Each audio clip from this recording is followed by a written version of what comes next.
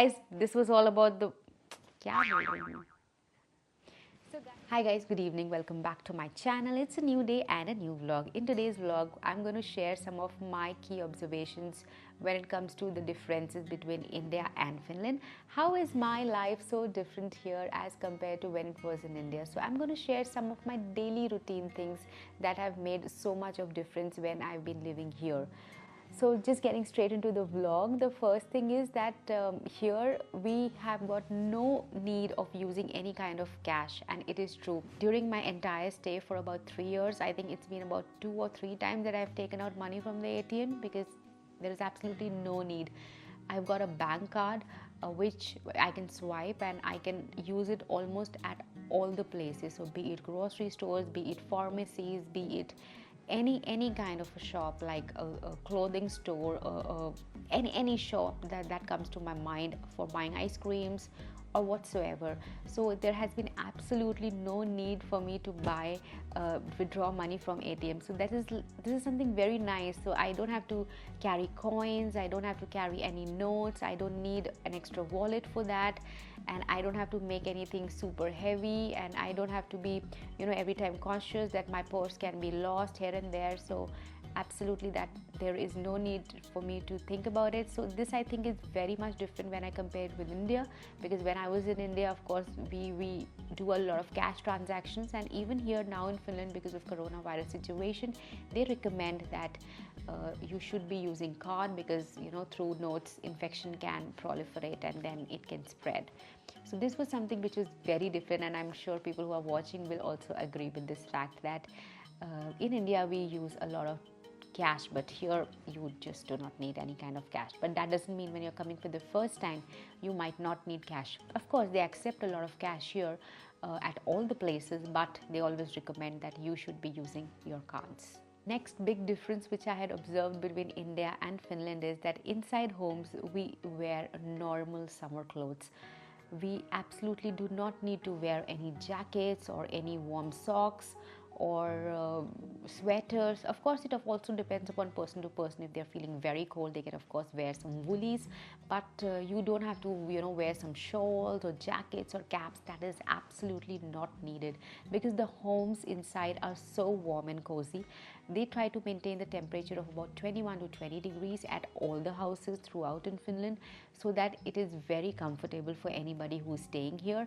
And also at my backside you could see these are white color heaters which are there in all the rooms, and even in the washrooms, or even in the sauna, in the bathroom, in the kitchen, and of course in the bedrooms, so that they get heated up on their own when it is like minus temperature, or even temperatures which are like on the single digits, so that the whole home is so good and comfortable.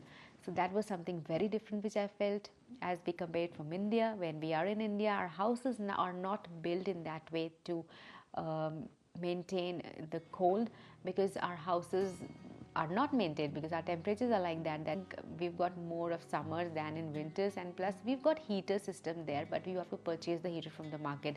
But this is not the scenario here. You have these district heating. Next big difference is also related to the house, and that was that here homes are soundproof. And for that matter, there are about 2 doors in the homes sometimes, and all the balconies are almost closed with glasses. So there is absolutely no chance of any kind of sound which is going to come and going to disturb you. But unlike that in India, like we I don't know, but then I was so much used to about the noise, and if I don't hear my neighbor, I used to feel it's so much calm and quiet. But it is not the place here. It is entirely opposite. Here houses are so much quieter, and if you just see the windows on the back side, these windows are also, they are just made up of glass. They don't have anything that can pass air into it, unlike we have those things in India. We call them jalis, and when you open them, you can hear the noise, but as soon as you close them, they are so airtight that you will not be able to hear any kind of noise. So this was a bigger difference also that I've observed in the homes here in Finland as compared to India. Now this is a very interesting point, and of course not in India, and that was that there are no conductors in the buses. So the driver is a whole soul person who is responsible for the entire journey. So when you have to buy a ticket, if you have to complain anything, when you have to tell him to stop, everything one man show, that is the driver. So the driver is going to be sitting in front, of course, yeah, and will be only sitting and will be giving you the tickets if you want, and will be asking you any questions or whatsoever. uh, so there are no conductors who will be coming and giving you the tickets, but of course there are security people who will be coming and checking your tickets, and that happens very randomly. And if you don't have a ticket, you'll have to pay a penalty of 80 euros, which is like a big amount, about 6400 or 6500 rupees if I convert that into Indian rupees. So you be ready to pay that if you're not having a valid ticket. So this was also very much different, because I remember when I used to travel to Mumbai, we have those bells, and then we used to stop, and then there were conductors who used to come, and then they used to give us paper tickets for the buses. What a fun it was! But then, unlike Finland, this doesn't happen here at all. Now, talking about the working culture here, in Finland, the work starts very early. So as early as 8 a.m. in the morning, most of the offices are opened here at 8 o'clock, and they close by 4 or 4:30 p.m. by evening. So they believe that, the evening times are meant for families, for friends, for your personal development, or for your personal space, for your personal exercise or whatever, for your leisures, and not giving a lot of time in the office itself. And not only that, a lot of stores also close by in the evening very soon. A lot of public services close by here very soon. The schools, the daycares also close by very soon, so that you have a me time or a family time altogether. This also, I think, is very much different from India, because in India I remember going to office at about 9:30 a.m. in the morning and coming back sometimes even at 8 or 9. So of course that also demands what work you have, but here people strictly follow an 8-hour culture. Of course there could be deviations, it's not that 100% it is the case, but most of the time in the evenings are meant for your family. What happens in India, when it is winter time, we all love doing barbecues, and we've got also restaurants who are giving us those charred smoky chicken or tikkas.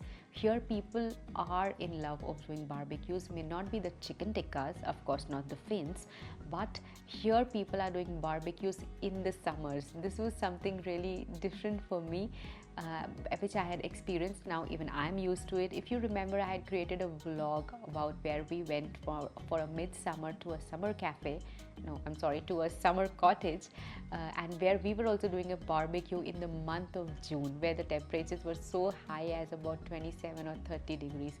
Unlike in India, where we used to do barbecues, especially when it was like winters.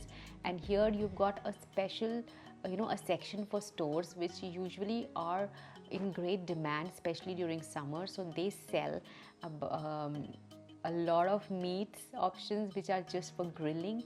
A lot of cheese are sold just for grilling.